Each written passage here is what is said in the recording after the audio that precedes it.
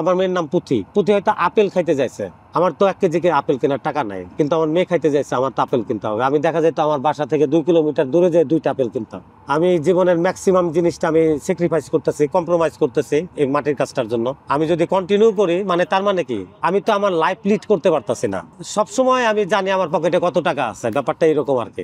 জীবনের একটা ঘটনা, জীবনের কিছু প্রিয় লাইন, প্রিয় কবিতা, মানে জীবনের একটা ঘটনাকে আমি টেরাকোটা করে দিচ্ছি। যেহেতু মানুষের জীবন আর মৃত্যু, আলটিমেটলি আপনি অনেক দূরায় কিন্তু বড়জন মৃত্যুর কাছাকাছি যাবেন, এর থেকে বেশি দূরে আপনি যেতে পারবেন না। পৃথিবীতে দেখবেন গল্প 2 রকমের হয়। একটা গল্প হচ্ছে কি, যারা নাকি অনেক মানুষ ব্যর্থ হয়ে গেছে, ওগুলা কিন্তু গল্প না। যারা নাকি অনেক সাকসেসে চলে যায়, তারা একসময় রাস্তার ধারে টাকার অভাবে পাউরুটি দিয়ে চা দিয়ে খাইছে, এটা কিন্তু একটা গল্প। খেয়াল করেন আমি কোন পর্যায়টা শিখছি, যখন নাকি গ্রাজুয়েশন কমপ্লিট করে সবাই প্রফেশনাল লাইফের দিকে যাচ্ছে, আমি তখন পিছনের দিকে হাঁটতেছি, কারণ আমি একটা সাবজেক্টের একদম শুরুতে ঢুকতেছি। ব্যাপারটা এরকম যে এটা কিন্তু আমার ফ্যামিলিগত বিজনেস না। মানে আমাদের দেশে মাটির কাজ করে কারা, এক হচ্ছে পাল সম্প্রদায়, আরেক হচ্ছে চারুকলা থেকে পড়াশোনা করে বা এই বিষয়ে পড়াশোনা করে যারাই হয়েছে। সেক্ষেত্রে কিন্তু আমি আসলে কুচুরি বানানোর মতো একটা অবস্থান ছিলাম আর কি। টিল এখনো আমি জানি না কেন আমি এই কাজ করি। সত্যিকার অর্থে যদি আমি টাকার জন্য এই কাজ করতাম না, জীবনে অন্তত 5টা ঘটনা ঘটছে আমার যে কাজটা ছেড়ে দেওয়ার জন্য।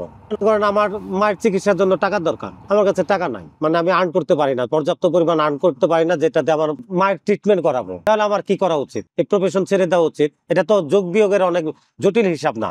কাজ কিন্তু করতেছি, এর মধ্যে কিন্তু আমি চাকরিতেও ঢুকলাম। মানে চাকরিতে ঢুকে আমি 2 মাস বা 3 মাসের মতো ছিলাম আর কি, 2.5 মাসের মতো। যে তখন আমি বুঝতে পারছি যে আসলে চাকরিটা আমার জন্য না। আমি যখন মার্কেটে ঢুকি, মনে করেন আমি না হচ্ছে ভালো স্কিলফুল, যেহেতু আমার ফ্যামিলি ব্যাকগ্রাউন্ডে কেউ করতো না, মানে হঠাৎ করে না বুঝে না জেনে আমি কাজে ঢুকছি। আবার আমি চারুকলারও না, কিন্তু মার্কেটে যে আমাকে ফেস করতে হয়েছে 2টা মার্কেট। একটা মার্কেটে আর্টিস্টরা কাজ করতেছে, আর একটা দেখা যায় ট্রেডিশনালি ফুটপাতে বা এই যে বিভিন্ন রকমের টপ। আমি যে কোনটাতে আমি জায়গা করে নিব। ট্রেডিশনালি কাজ করে তারা এটার রিয়েল কস্টিংটা জানে না। হয়তো একটা টপ তারা এই 50 টাকায় বিক্রি করতেছে, কিন্তু এই টপ বিক্রি হওয়া উচিত আসলে 250-300 টাকায়। আমি কি করতেছি, আমি ওইখানেও তাদের মতো কম দামে প্রাইস মানে কি করতে পারতেছি না। আবার বিভিন্ন শোরুম আড়ং বা অন্যান্য মানে প্রমিনেন্ট শোরুম যারা আর্টিস্টিক কাজগুলো বিক্রি করে, তাদের সাথেও আমি ভিড়তে পারতেছি না। আমি নতুন একটা ডিজাইন করি আর কি। ওই ডিজাইনটা এরকম ছিল, মানে একটা দেয়ালের মতো টেক্সচার, একটা মাটির টব আর কি। ওইটা 50টার মতো বানায় রাখা ছিল। ছোট ভাইকে বললাম যে আমি যদি ফোন দিই তাহলে আইডিয়া ক্রাফটে এই প্রোডাক্টটা দেওয়ার জন্য 6টা দিয়ে আসলো।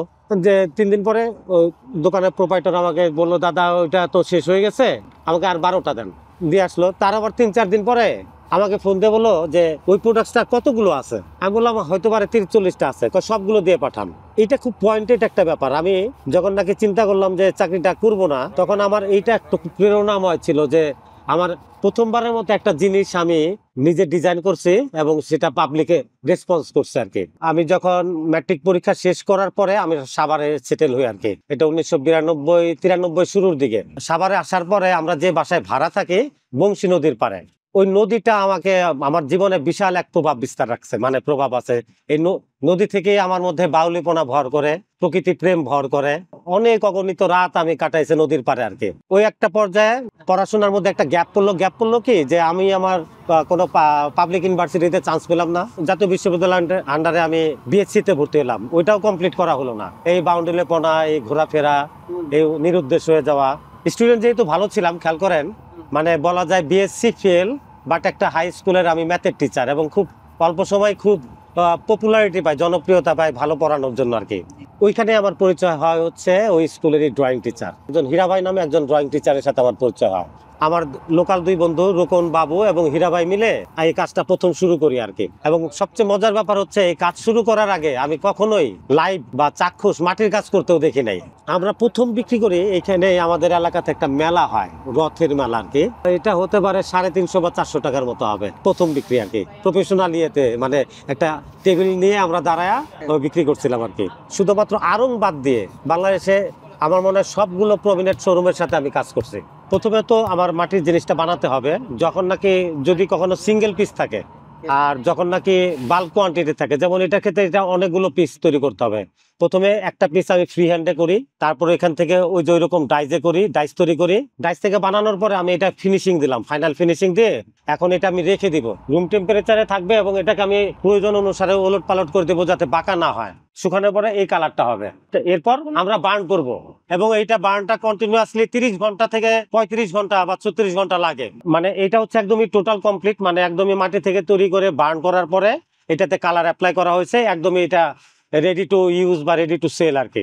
আমার খুব রিসেন্টলি একটা ইচ্ছা আছে যে বাংলা কবিতা নিয়ে আমি একটা কাজ করব, মানে যেগুলোকে আমি টেরাকোটা করব, টেরাকোটা করে আমার ইচ্ছা আছে আমি একটা এক্সিবিশন করব। এখন হচ্ছে কি, কাজ করতে করতে তো জীবনের 2/3 পার করে ফেলছি। আমার ইচ্ছাটা হচ্ছে এরকম যে আমি একটা স্টুডিও নতুন করে আরেকটু সেট আপ বাড়াবো, যেটার নাম দিয়েছে মাটির পাঠশালা। এটা অনেকটা প্লে স্টেশন, মানুষজন এসে স্টুডিওতে আর্টিস্টের সাথে কাজ করা। আমি গ্রামে একটা বাড়ি ভাড়া নিয়েছি, সেই গ্রামীণ পরিবেশে সকালবেলা আসবে, সারাদিন আমার সাথে ক্রাফটিং করবে, বাচ্চারা কাদামাটি দিয়ে হুইলে কাজ করবে বা ছোট ছোট টেরাকোটা করবে, বা কেউ গহনা বানালো, যে যেটা চায় সেরকম করে কাজ করবে। সারাদিন কাজ করলো বা 2 দিন 3 দিন ব্যাপী ওয়ার্কশপ হবে। পরবর্তীতে তারা এই জিনিসটা রেখে গেলে পরে আমি বার্ন করে তাদের কাছে পৌঁছাবো। মানে একটা পরিশুদ্ধ, মানে আনন্দের একটা জায়গা আমি তৈরি করতে চাই। মানে আমি যে আমার জীবনের শেষ বয়সটা আমি আসলে বাচ্চাদের সাথে কাটাতে চাই।